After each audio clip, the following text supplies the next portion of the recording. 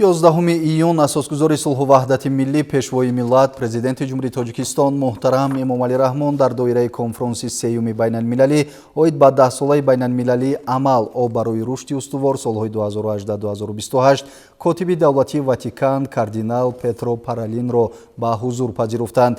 Дар ҷараёни суҳбат масоили таҳкиму густариши ҳамкории дуҷониб баррасӣ гардид. мо дастгирии Ватиканро аз ташаббусҳои байналмилалии Тоҷикистон дар соҳаи об ва иқлим хеле қадр мекунем ва иштироки шуморо дар чорабинии имрӯзаи муҳими байналмилалӣ мисоли дигари ин дастгирӣ медонем, изҳор доштанд дар оғози суҳбат президенти кишвар муҳтарам Эмомалӣ Раҳмон.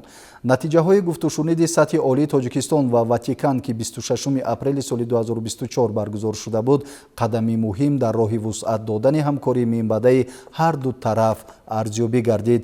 ҷонибҳо зимни мулоқот оид ба масоили мубрами ҷомеаи ҷаҳонӣ аз қабили тағйирёбии иқлим, таъсири он ба муҳити зист, мавзуоти норасоии оби ошомиданӣ ва коҳиш додани зарари он ба иқтисоди кишварҳо табодули андеша карданд.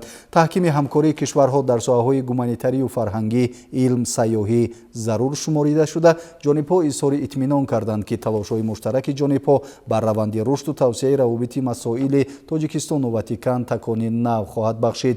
дар ҳафти мулоқот ҳамчунин оид ба дигар мавзӯъҳои мавриди таваҷҷӯҳи дуҷониб гуфтугӯи судманд сурат гирифт.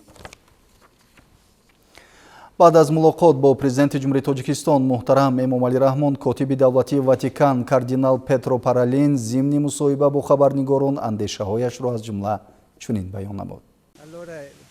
Прежде всего, я хотела бы выразить благодарность господину президенту за приглашение, за приветствие на этой конференции, в которой мы участвуем.